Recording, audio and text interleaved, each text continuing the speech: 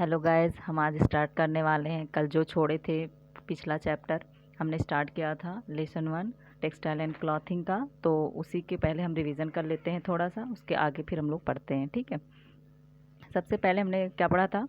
तंतुओं का वर्गीकरण किया था। आप सबको याद कर हुआ कि नहीं हुआ, ये आप पे डिपेंड करता है, लेकिन आपको याद करना पड़ेगा। ठीक है, और जो है सबसे पहले हम स्टार्ट करते हैं तंतुओं का वर्गीकरण। कितने भागों में बांटा था? प्राकृतिक तंतु और कृत्रिम तंतु, दो भागों में बांटा था। प्राकृतिक तंतु को कितने भागों में बांटा था हमने? जल्दी बताइए। 3 भागों में, वनस्पति और जंतु और खनिज। ठीक है, तंतुओं का वर्गीकरण 2, और फिर प्राकृतिक का 3, और कृत्रिम में भी 2 भागों में। कृत्रिम का मानव द्वारा निर्मित और रासायनिक द्वारा निर्मित, यह हमने पढ़ा था। मानव द्वारा निर्मित में एक ही आता है, रेयान आता है।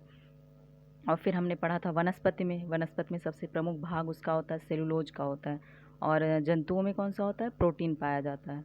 वनस्पति में सेलुलोज और जंतुओं में प्रोटीन, ये हमने कल पढ़ा था।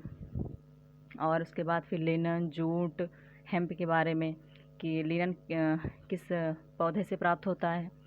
फ्लास्क, और इसके लिए शीतोष्ण जलवायु नमी वाले स्थानों पर ये पैदा होता है। 40 से 60 सेंटीमीटर तक का इसका लंबाई होती है। ठीक है, इसमें 70% सेलुलोज होता है। फिर जूट के बारे में हमने पढ़ा था, ये कैसे वातावरण में होता है और कहाँ सबसे ज़्यादा पाया जाता है? तो नम और गर्म वातावरण वाले स्थानों पर पाया जाता है, और बांग्लादेश में सबसे ज़्यादा होता है। ठीक, और फिर हमने हेम पढ़ा था। अब हम उसके आगे के ही प्रोसेस को बढ़ा रहे हैं, अब जांतो तंतु के बारे में पढ़ेंगे।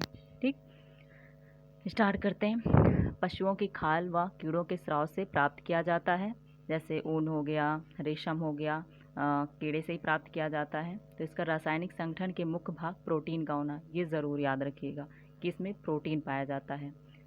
वनस्पतियों में सेलुलोज, जंतुओं में प्रोटीन मुख्य भाग होता है। क्षार का इस पर बुरा प्रभाव पड़ता है और अम्ल का अच्छा प्रभाव पड़ता है। ठीक, अब आगे पढ़ते हैं ऊन के बारे में।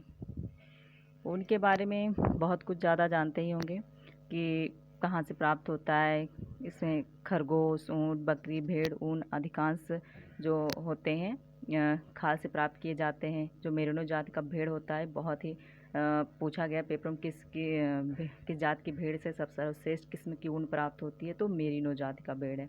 ठीक, बाकी कौन कौन से पाए जाते हैं, कौन से नहीं पाए जाते हैं। खरगोश, ऊँट, बकरी, भेड़ किस किस से पाए जाते हैं, ये ज़रूर याद होना चाहिए, ताकि 4 ऑप्शन में अगर ये दिए जाते तो आप टिक कर सके किसमें नहीं, किससे ऊन नहीं प्राप्त होता है। और इनके जो पेट वाले भाग का ऊन होता है वो उत्तम श्रेणी का होता है, जबकि पीठ का जो भागों से प्राप्त होता है वो निम्न श्रेणी का होता है। उनके बारे में अभी इतना याद रखिए कि किन किन जानवरों से प्राप्त होता है और कहाँ पे इनकी उच्चतम श्रेणी होती है और कहाँ पर निम्न श्रेणी में पाई जाती हैं। रेशम की बात करें तो रेशम का कीड़ा सहतूत की पत्तियों पर पाला जाता है। पता है कि रेशम का कीड़ा जो होता है वो सहतूत की पत्तियां ही खाकर पलते हैं, तो वहीं पर इनको पाला ही जाता है। तो ये अंडों से कीड़ा बनने तक की स्थिति या 4 अवस्थाओं से होकर, इनकी चारों अवस्थाएं एकदम रटनी पड़ेगी आपको कि पहले ये अंडे से, फिर लार्वा, प्यूपा, कीड़ा, अंडा, लार्वा, प्यूपा, कीड़ा। ये बहुत ही ज़्यादा इम्पॉर्टेंट है, 4 इसकी अवस्थाएं, चारों की चारों अवस्थाएं आपको पता ही होगा। रेशम को जो है इसे वस्त्रों का राजा भी कहा जाता है। सबसे पहले चाइना में इसे खोजा गया था, सीलिंगची रानी ने जो है खोजा था इसके बारे में। जब हम रेशम पढ़ेंगे तो उसके बारे में पूरा विस्तृत अध्ययन करेंगे और अच्छे से आपको एक ही चीज़ के बारे में पूरा बताएंगे। और इसमें पटोला जो होता है सबसे प्रकार का वस्त्र होता है, रेशम से ही बनता है, और रेशम से ही बनता है। और अंडा, इसके बारे में आगे बात करते हैं। अंडा जब लार्वा की स्थिति में आता है तो मुख में लगी इसकी 2 लार ग्रंथियाँ होती हैं। लार ग्रंथियों से पदार्थ निकालकर अपने आप को पूर्ण रूप से उसी में लपेट लेता है। बाद में जब यही काकुन का रूप ही धारण कर लेता है, और कीड़े की उसी अवस्था में, उसी जब काकुन की अवस्था में ही रहता है उसको, तो उसी में उसको उसी विभिन्न प्रक्रियाएं करके उसको उसी में मार दिया जाता है और फिर तंतु निकाल लिए जाते हैं। वायु के संपर्क में आकर मुक्त धागे का रूप ग्रहण कर लेता है। ठीक है, वायु के संपर्क में आते ही जब उस पर पानी डाला जाता है तो वो आके अपने आप ही पूरा उसका एक लंबे लंबे रेशे के रूप में हमें रेशम प्राप्त हो जाता है। और खनिज तंतु की बात करें, वनस्पति, जंतु, दो बात कर ली हमने, अब खनिज की बात करते हैं। सोना व चांदी खनिजों में आता है। धात्विक और अधात्विक खनिज तंतु में बांटा गया है, धात्विक और अधात्विक। तो धात्विक में सोना व चांदी।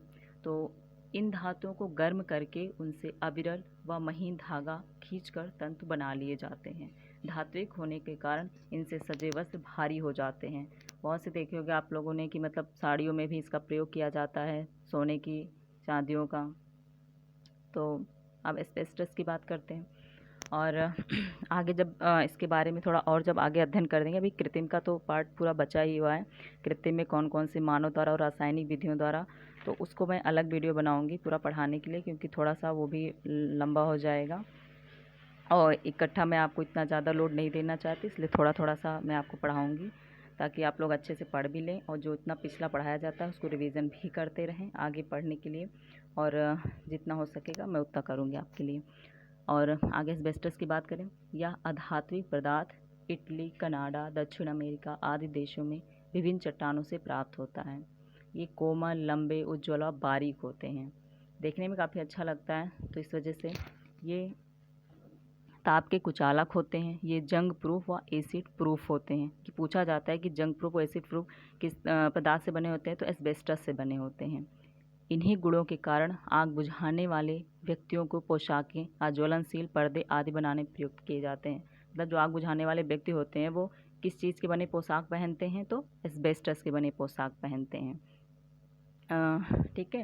अब मैं आज के लिए बस इतना ही है, मैं इतना ही बनाई हूँ। अब ये भी चैप्टर का बेस ही चल रहा है, एक चैप्टर और आएगा जो कि पूरा टेक्सटाइल एंड क्लॉथ का पूरा बेस ही है, बेसिक कॉन्सेप्ट हैं ये सब। और अभी कृत्रिम तंतु का जितना बचा है वो पढ़ा के फिर आपका आगे का एक एक चैप्टर कंप्लीट करूँगी। सबसे पहले कॉटन, फिर रेशम, फिर आगे एक एक चैप्टर पूरा कंप्लीट हो जाएगा। Okay guys, thank you.